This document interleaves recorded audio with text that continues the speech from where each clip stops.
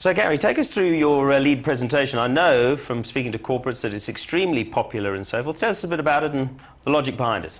Well, it uses LEAD as a sort of acronym where L is level 5 leadership, E is emotional intelligence, which is so vital these days. If you speak to the top business schools around the world, they talk so much about social intelligence, but particularly emotional intelligence, appreciative inquiry, ways of building a team, and destiny. And I pick up so much from Sir Alex Ferguson, who I played with, who has been superb in all those areas. And we've seen it because he's been now the most successful sports manager of all time, probably anywhere in the world. And I suppose it's the popularity of it is because of the football theme, which makes sense, obviously, but you interweave the whole soccer and football theme into the presentation.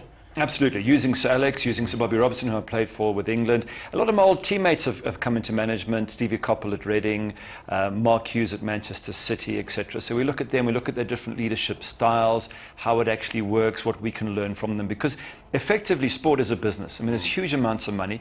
And it's a very good place to go to learn about leadership, because in soccer especially, you've got to be successful almost every week. So the pressure's on non-stop. So if anybody should be looking for world-class leadership ideas, it'll be managers in soccer who have to produce results on a regular basis. And so I suppose it's not only the positive stuff, but also the negative stuff. How do you bounce back from being sacked as a manager and so forth? Yeah. So in many respects, there are similarities, I suppose, with football and business. Well, level 5 leadership from the book Good to Great by Jim Collins is about being able to tough it out. And Sir Alex is one of the best at that. I mean, he can make the harshest and most difficult decisions. Like selling David Beckham, one of the greatest players in the world. If you don't want to work and put teamwork first, we'll sell you. But he does it in a nice way, and I think that's the thing about Sir Alex. He's appreciative, and that's why appreciative inquiry is part of LEAD. He can do these things in a way that they're the correct thing to do, but not in a nasty way, and he builds such an incredible rapport between himself and his players. I've seen the presentation, and I know from other people that watch it, they've enjoyed it because you've worked in your own personal football experience. So you show some footage and so forth of your days United in England. The cup finals I played in, 79 losing. How do you recover from that? As my own personal experience of picking myself up and keeping going.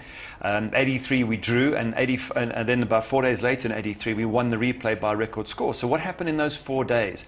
That we nearly lost the game and against the same team beat them by a record score. And that was all about appreciative inquiry.